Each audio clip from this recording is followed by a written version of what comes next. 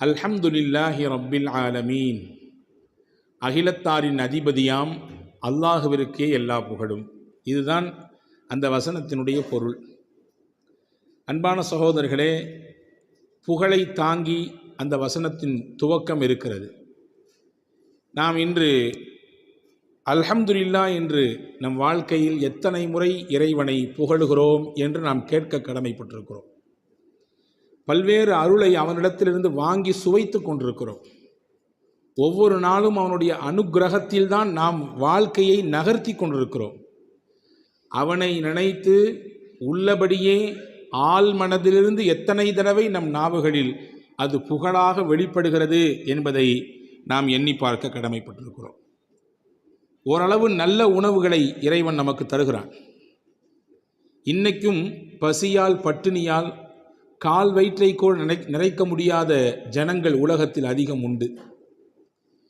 இன்னும் சில மக்கள் நாம் சாப்பிட்டு போட்ட மிச்சத்தை எச்சிலை எடுத்து அதையே தனக்கான உணவாக தேடுபவர்களும் உண்டு. சாப்பாட்டின் முடிவிலே நம்மிலே எத்தனை நபர்கள் மனதார அல்ஹம்துலில்லாஹ் என்று சொல்கிறோம்? நல்ல தண்ணீரை அல்லாஹ் தருகிறான், குடிக்கிறோம். உப்பு இல்லை, அதிலே தனக்கான உடலுக்கான சத்துக்களை எல்லாம் அந்த தண்ணீர் தருகிறது. தாகத்தை தீர்க்கிறது, உடலுக்கு புத்துணர்ச்சியை தருகிறது. குடித்து முடிந்தவுடன் எத்தனை தடவை எத்தனை நாள் நாம் மனதார அல்ஹம்துலில்லாஹ் சொல்லியிருக்கிறோம். உடல் உறுப்புகள் எல்லாம் முடிந்த அளவுக்கு சலாமத்தாக இயங்கிக் கொண்டிருக்கிறது. எத்தனையோ நபர்களை பார்க்கிறோம், கை இல்லை, கால் இல்லை, பார்ப்பதற்கு கண் இல்லை, இருக்கிறது ஆனால் பார்வை இல்லை. உடல் உறுப்புகள் இருக்கிறது ஆனால் சில உறுப்பு செயல்படவில்லை. அவர்களையெல்லாம் பார்க்கிற பொழுது எல்லாமும் இருக்கிறது, எல்லாமும் சரியாக செயல்படுகிறது. இதெல்லாம் செயல்படுவதற்கு வாய்ப்பளித்த அல்லாஹ்வே எல்லா புகழும். எத்தனை தடவை நாம் ஆள் மனதிலிருந்து சொன்னோம். அல்லாஹ் நமக்கு பெற்றவர்களை தந்தான், நம்மை வளர்க்க நம்முடைய பெற்றோர்கள் இருந்தார்கள், இருக்கிறார்கள். ஆனால் உலகத்தில் இன்னைக்கும் எத்தனையோ பிள்ளைகள் அனாதைகளாக சுற்றி கொண்டிருக்கிறார்கள். ஊர் தெரியாது, பேர் தெரியாது, எந்த குடும்பம் வம்சம் தெரியாது. பெத்துவிட்டு அப்படியே தூக்கி எறிந்து விட்டு அல்லது பெத்த நிலையிலேயே கதி என்று விட்டுவிட்டு அனாதைகளாய் ஆதரவற்றவர்களாய் எத்தனை பிள்ளைகள் வாழுகிறார்கள். பெற்றோர்களை தந்த அல்லாஹ்விற்கு நாம் எத்தனை முறை நன்றி கூறுகிறோம். நமக்கென்று சந்ததிகள் இருக்கிறது, நம்முடைய வம்சத்தொடர் அந்த சந்ததிகளின் வழியாக நீண்டு போய் கொண்டிருக்கிறது இல்லையா? ஆனால் திருமணமாகியும் பல்லாண்டுகள் ஏங்கி தவமாய் கிடக்கிறார்கள் எத்தனையோ தம்பதிகள். எங்களுக்கு ஒரு குழந்தை வேண்டும் என்று, எங்களுக்கு ஒரே ஒரு குழந்தை வாரிசு. அந்த குழந்தை வெள்ளையோ கருப்போ, நெட்டையோ குட்டையோ, அறிவாளியோ அல்லது அறிவில் குறைந்தவரோ, அதுவெல்லாம் எங்களுக்கு முக்கியமல்ல. எங்களுக்கு வேண்டும் ஒரு பிள்ளை. அன்பர்களே, பிள்ளைகளை அன்பளிப்பாக அல்லாஹ் தந்தான். அந்த அல்லாஹ்வை நம் பிள்ளைகளை பார்க்கிற பொழுது, வளர்க்கிற பொழுது, இதை தந்தவன் என் ரப்பு, எனக்கென்று வாரிசை தந்தான், அல்ஹம்துலில்லாஹ் எத்தனை தடவை சொன்னோம். ஆரோக்கிய சீர்கேடுகள் நிறைந்த உலகம் இன்று. படுத்த படுக்கையில் பல்லாண்டுகள் கிடப்பவர்கள் இன்னைக்கு நிறைய உண்டு. கால்கை முடமாக்கப்பட்டு போய் எல்லாமே படுக்கையில், சிறுநீர், அவர்களின் உடல் உபாதை எல்லாம் படுக்கையில். ஆனால் இன்றைக்கு நமக்கு வல்ல அல்லாஹ் ஆரோக்கியத்தை தந்தான். ஒவ்வொரு முறையும் அந்த ஆரோக்கியத்தை சுவைத்து தீர்க்கிற பொழுது அல்ஹம்துலில்லாஹ் என்று எத்தனை தடவை சொன்னோம். சுருங்க சொன்னால் நிமிட பொழுது ஆனாலும் சரி, ஒவ்வொரு நிமிடமும் அந்த அல்லாஹ்வின் அருளை சுவைத்து கொண்டிருக்கிற நாம் அவனை மனதார புகழ்ந்தோமா, அவனை மனதார நினைத்தோமா என்பதுதான் உங்களுக்கும் எனக்குமான கேள்வி. அல்லாஹ் சொல்கிறான், வஇன் தஉது நிஅமத்தல்லாஹ் லா துஹ்ஸூஹா. உங்களின் மீது உங்கள் இறைவன் கொட்டி இருக்கக்கூடிய அருளை நீங்கள் எண்ண முற்பட்டால் உங்களால் முடியாது. அவனுடைய அருளை, அவனுடைய கரிசனத்தை, அவனுடைய காருண்ய பார்வையை உங்களால் எண்ணி முடித்துவிட முடியாது என்று அல்லாஹ் சொல்கிறான்.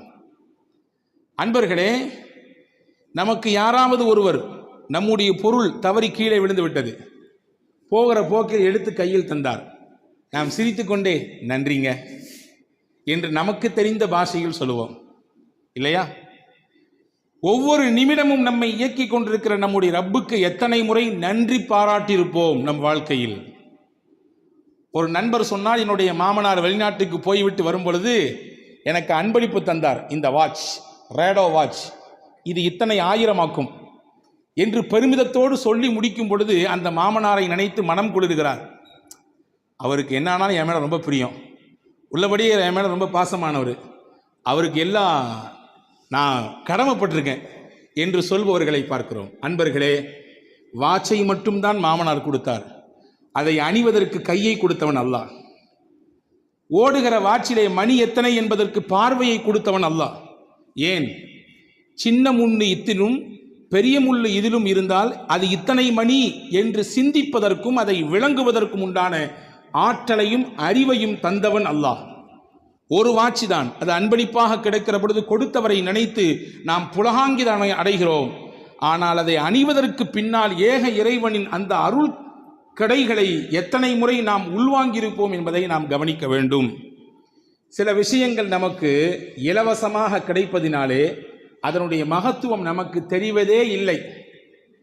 பொதுவாகவே இலவசங்கள் அப்படித்தானே, சும்மா கொடுத்தால் எதுவுமே அதனுடைய மதிப்பு தெரியாது என்று சொல்லுவார்கள்.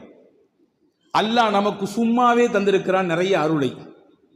ஒன்றே ஒன்றுதான், 24 மணி நேரமும் நம் தலையிலிருந்து கால் வரை இரத்தம் சுற்றி கொண்டே இருக்கிறது.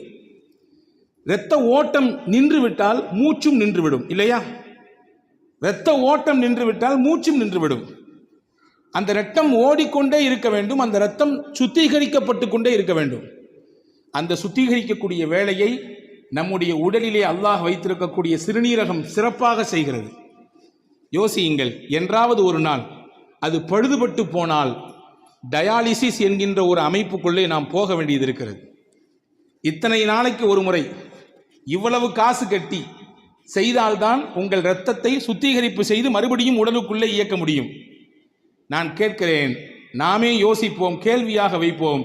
60 ஆண்டுகள் நான் வாழ்ந்து முடித்திருக்கிறேன், ஒரு நாளைக்கு சுத்திகரிப்பு செய்வதற்கு இத்தனை ரூபாய் என்று கணக்கு போட்டு பார்த்தால் தலை சுத்திவிடும் நமக்கு. அல்லாஹ் கணக்கில்லாமல் செய்து கொண்டிருக்கிறான், இயக்கி கொண்டிருக்கிறான். அது தடைபடுகிற பொழுதுதான் அதனுடைய பெரும் பாக்கியமும் அதனுடைய பேரருளும் நமக்கு புரிய வருகிறது, இல்லையா? சில விஷயங்கள் தெரிவதில்லை. நாம் உடலுக்கு தேவையானதை உட்கொள்கிறோம், அது செரித்து உடலுக்கான சத்தாக தனியாக பிரிந்து உடல் இயங்குவதற்காக அது மாறி தேவையில்லாத நச்சுக்கள் கழிவுகள் எல்லாம் வெளியேற்றப்படுகிறது. உடலை விட்டு வெளியேற வேண்டும்.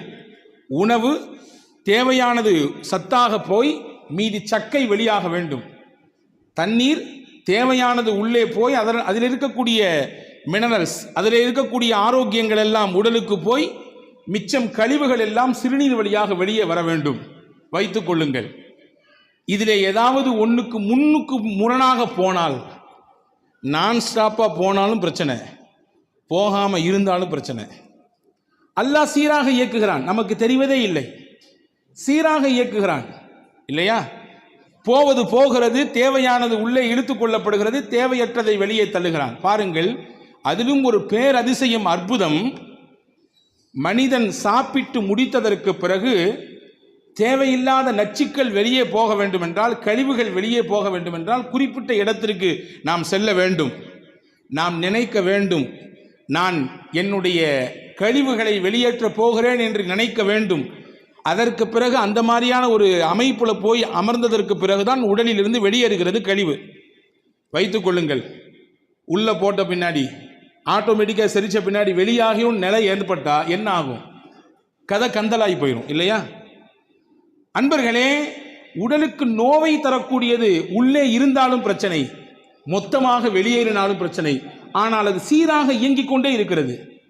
எனவேதான் நபிகள் பெருமானார் ஸல்லல்லாஹு அலைஹி வஸல்லம் கழிவறைக்கு போய்விட்டு வந்தால் நீங்கள் சொல்ல மறக்காதீர்கள், அல்ஹம்துலில்லாஹ் குஃப்ரானக், உன்னிடத்தில் மன்னிப்பை கேட்கிறேன், அல்ஹம்துலில்லாஹ், எல்லா புகழும் அல்லாஹ்விற்கு. நீங்கள் உள்மனதோடு சொல்ல வேண்டும். அஸ்ஹப அன்னியல் அதா வ ஆஃபானி, எனக்கு நோவு தரக்கூடிய அந்த மலத்தை, சிறுநீரை என்னிடத்திலிருந்து பிரித்து எடுத்து எனக்கு ஆரோக்கியத்தை தந்த அல்லாஹ், உனக்கு எல்லா புகழ். அது உள்ளே இருந்தால் பிரச்சனை, சரியாக வெளியேறவில்லை என்றால் பிரச்சனை. அதை வெளியேற்றி எனக்கு ஆரோக்கியத்தை தந்தாயே அல்லாஹ்வே, உனக்கே எல்லா புகழும். சொல்றோமா இல்லையா? அப்ப அல்லாஹ்விற்கு நன்றி செய்கிற, அவனை புகழுகிற கட்டங்கள் எத்தனை எத்தனை வாழ்க்கையில் இருக்கிறது. அதையெல்லாம் நாம் அனுபவித்து கிடக்கிறோமா? நல்ல ஆடையை உடுத்துவதற்கு அல்லாஹ் தருகிறான்.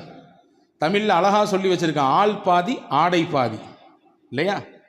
ஆடை இல்லா மனிதன் அரை மனிதன். எவ்வளவு அற்புதமான வார்த்தைகள் தெரியுமா இதுவெல்லாம்? தமிழ் ஒரு அதி அற்புதமான மொழி, அதி அற்புதமான மொழி. எத்தனை எத்தனை நல்ல கருத்துக்களை நம்முடைய உள்ளங்களிலே கொண்டு தேக்கி வைத்திருக்கிறது. ஆள் பாதி ஆடை பாதி. ஒருவரின் ஆடையை வைத்துதான் அவனுடைய அந்தஸ்து, அவனுடைய தரம் நிர்ணயிக்கப்படும். ஆடை இல்லா மனிதன் அரை மனிதன். ஆடை இல்லை என்றால் எவ்வளவு அறிவு இருந்தாலும் அவன் அரை மனிதன் தான், முட்டாள் தான். ஆடை நமக்கு அலங்காரத்தை தருகிறது, நம்ம அவயங்களை மறைக்கிறது, நம்முடைய கற்பை பாதுகாக்கிறது. நான் கேட்கிறேன், இன்றைக்கு உலகத்தில் ஆடையை உடுத்துவதற்கு அரை நிர்வாணங்களாக உலகத்தில் வாழக்கூடியவர்களின் எண்ணிக்கை நமக்கு நம்மிலே எத்தனை நபர்களுக்கு தெரியும்? சரியான ஆடை இல்லாமல் கிழிசல் ஆடைகளை, ஒட்டுப்போட்ட ஆடைகளை, கந்தலான ஆடைகளை, அழுக்கான ஆடைகளை, அதுதான் நமக்கு கதி என்று உடித்துக்கொண்டு வாழ்பவர்கள் எத்தனை? அப்படியெல்லாம் இருக்கும் பொழுது நல்ல ஆடையை உடுத்த அல்லாஹ் தந்தானே, அதை போடும் பொழுது அவனை புகழ வேண்டாமா? லிபாசை யுவாரி சௌஆத்திக்கும் வரீஷா. அல்லாஹ் தான் உங்களுக்கு ஆடையை தந்தான். 2 காரணம், உங்களுக்கு அது அலங்காரம், 2வது உங்கள் மானத்தை அது மறைக்கும். உங்கள் மானத்தையும் மறைக்கும், உங்களுக்கு அலங்காரமாகவும் இருக்கும். எனவே அந்த ஆடையை உடுத்தும் நேரத்திலே நாம் அல்லாஹ்வை புகழ வேண்டாமா? என் மானத்தை மறைத்திருக்கிறேன், என்னை அழகாக நான் என் ஆடையில் வெளியே காட்டுகிறேன். நபிகள் பெருமானா ஸல்லல்லாஹு அலைஹி வஸல்லம் ஒவ்வொரு நாளும் ஆடை உடுத்தும் பொழுதும் இந்த துஆவை ஓதுவார்கள். அல்ஹம்துலில்லாஹில்லதி கஸானி ஹாதா வ ரஸகனீஹி மின் கைரி ஹவுலும் மின்னி வலா குவா. அல்லாஹ்வுக்கே எல்லா புகழும், அவனே எனக்கு ஆடையை உடுத்த தந்தான். இந்த ஆடை எனக்கு கிடைத்திருக்கிறது, ஏதாவது என்னுடைய முயற்சி உண்டா? கிடையாது. என்னுடைய முயற்சியோ என்னுடைய திறமையோ இல்லாமல் என்னை பாதுகாக்க, என் கற்பை மறைக்க, என்னை அலங்கரிக்க அல்லாஹ்வே தந்தான் இந்த ஆடையை, அவனுக்கே எல்லா புகழும் என்று ஒருவர் சொன்னால் அதற்கையும் பலன்னு சொன்னாங்க. ஒருத்தர் சட்டை போடும் பொழுது அல்லது பேண்ட் போடும் பொழுது, லுங்கி உடுக்கும் பொழுது இந்த துஆவை ஓதுகிறார். முஸ்னத் அஹமதிலே ஹதீஸ் வந்திருக்கிறது, ஊஃபிர லஹு மா தகத்தம மின் தம்பி. அவர் முன்னால் செய்த எல்லா பாவத்தையும் எல்லாம் அந்த துஆ அழிச்சிருந்தாங்க ஸல்லல்லாஹு அலைஹி வஸல்லம். அவர் செய்த பாவங்களுக்கெல்லாம் பரிகாரமாக இந்த துஆ மாறிவிடுகிறது என்றார்கள் பெருமானார் ஸல்லல்லாஹு அலைஹி வஸல்லம். ஆடை உடுத்தும் பொழுது நாம் இதை யோசிக்கிறோமா? நல்ல உணவை நமக்கு அல்லாஹ் தருகிறான். பசி வந்ததற்கு பிறகு புசி என்றான், இல்லையா? ஆனால் இன்னைக்கு நம்மள பல பேருக்கு பசியே வர்றதில்லை. பசிப்பதற்கு முன்பாகவே சாப்பிடுகிறோம். அது ஒரு புறம் வைத்துக் கொள்ளுங்கள். ஒரு காலகட்டம் இருந்தது, அரை வயிறை நிரப்புவதற்கு பாடுபட்டார்கள். சோறே இல்லை. நம்முடைய முன்னோர்கள் சொல்லி கேள்விப்பட்டிருப்போம், எங்களுக்கெல்லாம் இந்த மக்காச்சோளம் தான், அந்த மாவை எடுத்து கஞ்சி காய்ச்சி குடிப்போம். மரவள்ளி கிழங்கு தான், அதை தான் நாங்கள் அவிச்சு சாப்பிடுவோம். நல்லது போலது நாட்களில் மட்டும்தான் எங்களால் அரிசி சாப்பாடு சாப்பிட முடியும், இல்லையா? அப்படியெல்லாம் இன்றைக்கு இல்லாமல் விதவிதமான உணவுகளை அல்லாஹ் தருகிறான். விதவிதமான உணவுகளை நம்முடைய தேவைக்கு அதிகமாகவே அல்லாஹ் தருகிறான். யோசிக்கிறோம், உணவை சாப்பிட்டதற்கு பிறகு தந்த அல்லாஹ்விற்கு நன்றி சொல்கிறோமா, புகழுகிறோமா? நம்முடைய முயற்சியா? தானியம் நம்முடைய முயற்சியில் கிடைத்ததா? அல்லாஹ் கேட்கிறான், சூரா வாக்கியா ஓதப்பட வேண்டும் ஒவ்வொரு வீடுகளிலும். எது நடக்கிறதோ இல்லையோ, யாரை பற்றி எப்படி கழுவி குடிக்கிறோமோ குடிக்கவில்லையோ, ஒவ்வொரு நாட்களிலும் வீடுகளிலே சூரா வாக்கியா ஓதப்பட வேண்டும். பெருமானா சொன்னார்கள், வாக்கியா சூரா ஓதப்படுகிற வீடுகளுக்கு வறுமை அதன் வாசலுக்கு கூட வராது, ஏழ்மை அந்த வீட்டு வாசலுக்கு கூட வராது. பெருமானாரின் வார்த்தை, சத்திய வார்த்தை அது. அல்லாஹ் கேட்கிறான் அந்த சூரா வாக்கியாவில், அஃபரஐதும் மா தஹ்ருஸூன், நீங்கள் விதைக்கிறீர்களே விதை, அதை பார்க்கவில்லையா? அன்தும் தஸ்ரஊனஹு அம் நஹ்னு ஸாரிஊன், நீங்கள் விதையை மட்டும்தான் பூமியில் போட்டீர்கள், அதை உங்களுக்கு தானியமாக யார் தந்தது? அரிசியாக யார் மாற்றி கொடுத்தது? கோதுமையாக யார் மாற்றி கொடுத்தது? உங்களுக்கான உணவாக அதை யார் தந்தது? நீங்களா அல்லது நானான்னு கேட்கிறான் அல்லாஹ். கேட்ட அடுத்து ஒரு வார்த்தை கேட்பான் பாருங்க, ரொம்ப அற்புதமான வார்த்தை. லவ் நஷாஉ ஜஅல்னாஹு ஹுதாமன் ஃபதல்தும் தஃபக்கஹூன். நாம் நாடி இருந்தால் நீங்கள் போட்ட விதையை அந்த கதிர்களிலேயே பதறுகளாக மாற்றியிருப்பேன், உதவாத பதறுகளாக மாற்றியிருப்பேன். எனக்கு அந்த சக்தி இருக்கிறது அல்லாஹ் சொல்லுகிறான். அப்ப அந்த உணவை சாப்பிட்டதற்கு பிறகு வல்ல அல்லாஹ்விற்கு நான் நன்றி சொல்ல வேண்டாமா? சாப்பிட்டதற்கு பிறகு மட்டும் இல்லை பெருமக்களே, எத்தனையோ உணவுகளை வாயில் போட்டு மெல்லுகிறோம். சிலது நைஸா உள்ள இறங்கிறது, சிலது கஷ்டப்பட்டு இறங்குது, கடிக்க கூட முடியல, ரொம்ப கடினமா இருக்குது, நல்ல அதாவது ஜாமீதாக இருக்கிறது, ரொம்ப தடிமனாக இருக்கிறது. எப்படியோ வாயால் கடித்து மென்று உள்ளே தள்ளிவிட்டோம். யோசிக்கிறோமா என்றாவது? கடிப்பதற்கே இவ்வளவு வலுவாக இருந்தது, வயிற்றுக்குள்ளே இறங்கி எப்படி அது செரிமானமாகும்? செரிமானமாகுவதற்கென்று அல்லாஹ் ஒரு இயற்கையை வைத்தான். அவன் நுட்பமானவன். படைப்பின் திறன்களை ஆய்வு செய்து எந்த அடிப்படையில் மனிதனை உண்டு வெளியே தர வேண்டும் என்பதிலே தீர்க்கமான ஞானம் உள்ளவன். எனவேதான் அல்லாஹ் தன்னை ஹக்கீம் என்கிறான். ஹக்கீம் என்றால் நுட்பமானவன், நுண்ணறிவு மிக்கவன். அந்த நுண்ணறிவு உலகத்தில் யாருக்கும் கிடையாது. நினைக்கலாம் நம்மளை மாதிரி அறிவாளி உலகத்தில் உண்டா? நான் சொல்ற மாதிரி யோசனை யாராவது சொல்லுவாங்களா? என்ன மாதிரி நிர்வாக திறன் யாருக்கும் உண்டா? என்ன மாதிரி உண்டான ஆற்றல் யாருக்கு சொல்லலாம்? எல்லாம். ஆனால் எல்லாம் ஒரு எல்லைக்கு உட்பட்டது. எல்லையை கடந்த ஞானம் அல்லாஹ்விற்கு உண்டு. எனவே தான் அல்லாஹ் ஹக்கீம் என்கிறான். பாருங்கள், சரி உள்ள போகுது இந்த பொருள் எப்படி செரிக்குது? அல்லாஹ் வயிற்றிலே ஹைட்ரோக்ளோரிக் என்று சொல்லக்கூடிய ஒரு அமிலத்தை அல்லாஹ் சுரக்க செய்கிறான். அந்த அமிலம் என்ன செய்யும்? உள்ளே வந்த உணவை அந்த அமிலம் அதற்கு மேலே பட்டால் தானாக பஸ்பமாகி போய்விடும்.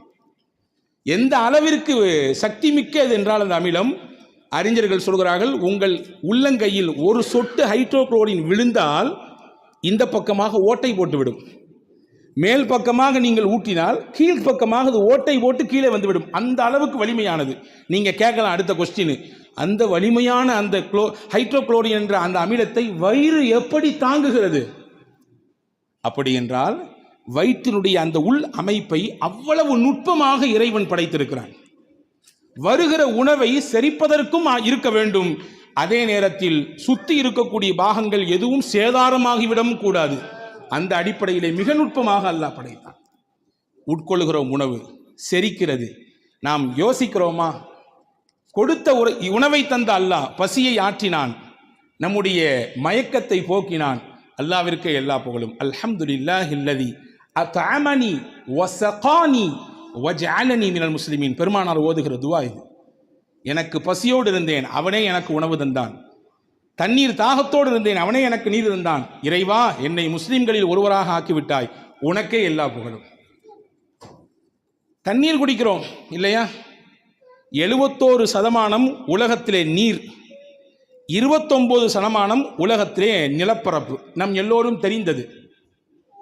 71% நீர்ப்பரப்பை வைத்து அல்லாஹ் மனிதன் குடிக்கிற நீரையும் உப்பாக மாற்றிருந்தால் என்ன நடக்கும்? தோண்டுகிற இடங்களிலெல்லாம் எல்லா இடத்திலும் உப்பும் நீர் மட்டும் வெளிப்பட்டால் என்ன நடக்கும்? அன்பர்களே, தாகம் எடுக்கிறது, தண்ணீர் குடிக்கிறோம், நமக்கு புத்துணர்ச்சி கிடைக்கிறது. எனவேதான் பெருமானார் நோன்பு வைத்ததற்கு பிறகு என்ன துஆ ஓதுவார்கள்? அதையே சொல்லுகிறது. ذهبالظمأ وابتلت العروق وثبت الأجر إن شاء الله. ذهب الظمأ, தாகம் தீர்ந்து விட்டது. ஒபுத்தல்லத்தில் உரூகு, எங்கள் நரம்புகள் எல்லாம் நனைந்து விட்டது. வசபத்தல் அஜ்ரு இன்ஷா அல்லாஹ், நாங்கள் வைத்த நோன்புக்கு கூலி அல்லாஹ்விடத்திலே உறுதியாகிவிட்டது. இப்போ தண்ணீர் போனால்தான் நம்முடைய செயல்பாடு நடக்கும் இல்லையா? ஒருத்தர் காட்டு வழி நடந்து போனார், போய்கிட்டே இருக்கார், நடக்கிற ஒரு கட்டத்தில் தாகம் ஏற்படுது. இருந்த தண்ணியெல்லாம் தீர்ந்து போச்சு. நான் வறட்சி அப்படியே வாட்டி வதைக்கிறது. அவரை தூரத்திலிருந்து பார்த்தாரு, ஒரு பெரிய பைய கிடக்குது. ஆசாசியா ஓடி ஓடி வந்தாரு, எப்படியாவது ஒரு சொட்டு தண்ணி அதில் கிடச்சிரும்னு. வந்தவர் அந்த பையை திறந்து பார்த்தாரு, எல்லாமே தங்க காசு, எல்லாமே தங்க காசுகள். இப்பொழுது அந்த மனிதரின் மனநிலை எப்படி இருக்கும்? அப்பாடி, இவ்வளோ தூரம் ஓடி வந்துச்சு, பை நிறைய தங்கம்யா, ரொம்ப சந்தோஷம் அப்படின்னு மனசு வருமா? இல்லை, ச்சே தண்ணி நினைச்சமே, இந்த தங்கம் கிடைச்சிருக்க, இது எனக்கு இப்போ தேவையில்லை, தண்ணி தான் வேணும், நான் தண்ணி குடிக்கிறேன்னா செத்து போயிடுவேன் என்ற நிலைப்பாடு தானே வரும். இப்போ தண்ணீரை குடிக்கிறோம், தாகத்தை தீர்த்து கொள்கிறோம், கொடுத்தவனுக்கு நான் நன்றி சொல்கிறோமா? அவனை புகழுகிறோமா? ஹாரூன் ரஷீத் பாஷா மிகப்பெரிய மன்னர். அவருடைய ஆட்சி பரப்பு, அதாவது லட்சக்கணக்கான சதுர கிலோமீட்டர்கள் ஆட்சி செய்தவர் ஹாரூன் ரஷீத் பாஷா. அவருடைய குருமகான் ஒருத்தர் இருந்தார், இப்னு சம்மாக். அவரிடத்துல போய் ஒரு நாள், எனக்கு ஏதாவது ஆலோசனை சொல்லுங்க, எனக்கு ஏதாவது நசீஹத் செய்யுங்க, உபதேசம் செய்யுங்க அப்படின்னு சொல்லி மன்னர் ஹாரூன் ரஷீத் பாஷா கேட்கிறார். அந்த ஆசிரியர் கேட்டாரு, பாப்பா எல்லாம் இருக்கு உனக்கு, ஆனால் ஒரு குவளை தண்ணி மட்டும் உனக்கு கிடைக்கல, தண்ணி உனக்கு இல்லை, ஒரு குவளை தண்ணி உனக்கு இல்லை, என்ன செய்வா நீ கேட்டார். ஹாரூன் ரஷீத் பாஷா சொன்னார், என்னுடைய ஆட்சியை பாதியை கொடுத்தாவது நான் அந்த ஒரு குவளை தண்ணியை வாங்கிடுவேன். ஓ அந்த அளவுக்கா, சரி. ஒரு குவளை தண்ணி குடிச்ச, போன தண்ணி ரிட்டர்ன் ஆகலை, வெளியே வரல. உள்ளே போனால் ரிட்டர்ன் வரலங்க. தண்ணியை குடிச்சா தேவையான சத்துக்கள் எல்லாம் எடுத்து விட்டு நம்முடைய சிறுநீரின் வழியாக தேவையற்ற கழிவுகள் எல்லாம் வெளியே வர வேண்டும். ஆசிரியர் கேட்டார், இப்னு சம்மாக், ஒரு டம்ளர் தண்ணி குடிச்ச, ஆனால் அது வெளியே வரல, என்ன செய்வ அப்படின்னு கேட்டார். மன்னர் ஹாரூன் ரஷீத் பாஷா சொன்னால், மீதி இருக்கிற ஆட்சியை கொடுத்தாவது எப்படியாவது அதை வெளியேற்றுவேன் உடலில் இருந்து. சிரித்துக்கொண்டே ஆசிரியர் சொன்னார், உன் ஆட்சி ஒரு டம்ளர் தண்ணீருக்கு சமம், உன்னுடைய ஒட்டுமொத்த ஆட்சி ஒரு டம்ளர் தண்ணீருக்கு சமம். எனவே அல்லாவை பயந்து வாழு, உலகத்திலே அவனை புரிந்து வாழு. எல்லாம் இருக்குன்னு ஆடாத, ஆட்டத்தை குறைச்சிக்கோ. எல்லாம் இருக்குன்னு தலைக்கணத்தோடு இருக்காதே. இந்த உலகம் ஒரு டம்ளர் தண்ணீருக்கு சமம். உள்ளே போவதற்கும் வேண்டும் வழி, வெளியே வருவதற்கும் வேண்டும் வழி. புரிந்து கொள், இதுதான் நான் உனக்கு தரக்கூடிய ஞான உபதேசம் என்றார் இப்னு சம்மாக் ரஹ்மத்துல்லாஹ். அன்பு சகோதரர்களே, அல்லாஹ்வை நாம் புகழ வேண்டாமா? அல்ஹம்துலில்லாஹ் என்று எத்தனை முறை மனதார சொல்லியிருக்கிறோம். அன்பு சகோதரர்களே, புகழ்ந்தால் என்ன கிடைக்கும்? நீங்கள் என்ன எதிர்பார்க்கிறீர்களோ அதை விட பன்மடங்காக கிடைக்கும். இன்னைக்கு நிறைய இருக்குன்னு ஆசைப்படுறோம். என்னுடைய பொருளாதாரம் நல்ல பரக்கத்தாக இருக்கணும், என் குடும்பம் பரக்கத்தாக இருக்கணும், நான் கை வைக்கிற இடம் எல்லாமே பரக்கத்தாக இருக்கணும், நான் ஆரம்பிச்சிருக்கக்கூடிய தொழில் ஓஹோன்னு போகணும், எல்லாரும் ஆசைப்படுறோம். தப்பு ஒன்றும் கிடையாது. நியாயமாக இருந்தால் வரவேற்க வேண்டியது. நல்லா இருக்கணும், நல்ல உடை உடுத்தணும், நல்லா சம்பாதிக்கணும், நல்ல குடும்பத்துக்கு செலவழிக்கணும், நல்ல எண்ணம். சொல்ல போனால் மூமியின் எண்ணம் அப்படி தான் இருக்கணும். ஆனால் வச்சுக்கோங்க, அது பேருக்கும் பெருமைக்கும், ஊர் போற்றுவதற்கும் ஓஹோ என்று இவர் வாழுகிறார் என்ற பேச்சுக்கும் இருக்குமையானால் அதுதான் கேள்விக்குறியானது. அப்போ நமக்கு கிடைக்கிறது அதிகமாக கிடைக்கணும். என்ன செய்யணும்? சிம்பிள். அல்லாஹ் என்ன உங்களுக்கு கொடுத்துருக்கானோ அந்த அல்லாவை நீங்கள் புகழுங்க, அல்லாஹ் கூட்டி தருவான் உங்களுக்கு. ஒன்று கிடைச்சாலும் அல்லாவிற்கு நீங்கள் புகழ் மாலை செலுத்துங்கள், அல்லாஹ் அந்த ஒன்றை 10ஆக மாற்றி தருவான். இது நான் சொல்லவில்லை, குர்ஆன் சொல்லுகிறது. லஇன் ஷகர்தும் லஅஸீதன்னகும், உங்களுக்கு இறைவன் கொடுத்த அருளுக்கு நீங்கள் நன்றியோடு புகழ்ந்தால் நான் உங்களுக்கு கொடுத்ததை இன்னும் கூட்டிக் கொண்டே இருப்பேன். மல்டிப்ளிகேஷன் போட்டே இருப்பான். 1 3 6 6 12 12 24 இப்படி போய்கிட்டே இருங்க. ஹஜ்ரத் இமாம் முஸ்னத் அஹமதிலே ஒரு செய்தி வந்திருக்கிறது. முஹம்மது ஸல்லல்லாஹு அலைஹி வஸல்லம் ஒரு நாள் பள்ளிவாசலுக்கு வெளியில நிற்கிறார்கள். ஒரு மனிதர் வருகிறார். ரசூலுல்லாஹ் கையில் ஒரே ஒரு பேரித்தம் துண்டு இருந்துச்சு, ஒரே ஒரு பேரித்தம் பழம். அவர் கையில் ரசூலுல்லாஹ் கொடுத்தாங்க. வாங்கினவர் பார்த்துட்டு, இந்த ஒரு பேரிச்சம்பழம் ஏன் காவயிருக்கு பத்துமா, என் நாக்கு கூட ஒட்ட முடியாத, இது எப்படி யார் ரசூலுல்லாஹ் கையில் கொடுத்துட்டு போயிட்டார். ரசூலுல்லாஹ் சிரிச்சாங்க. கொஞ்ச நேரம் கழிச்சு அதே வழியில் இன்னொருத்தர் வந்தார். அவர் கையில் அந்த ஒரு பழத்தை கொடுத்தாங்க. அவர் சொன்னார், அல்ஹம்துலில்லாஹ், யார் கையால் இந்த பழம் எனக்கு கிடைக்கப்பட்டிருக்கிறது? உலகத்தின் அதிபதியாம் அல்லாஹுவின் இறை தூதராச்சே, அவர்கள் கையால் அல்லாஹ் எனக்கு ஒரு பழம் தந்திருக்கிறானே, அல்லாவே உனக்கே எல்லா புகழும். ரசூலுல்லாஹ் சிரிச்சாங்க. சிரிச்சிட்டு பக்கத்துல இருந்து ஒருத்தரை கூப்பிட்டு சொன்னாங்க, உம்மு சலமா, தன்னுடைய துணைவியார், உம்மு சலமா அம்மாட்ட 40 திர்ஹம் தங்க காசுக்கு வாங்கிட்டு வாங்கன்னாங்க. அவர் ஓடி போய் வாங்கிட்டு வந்தார்.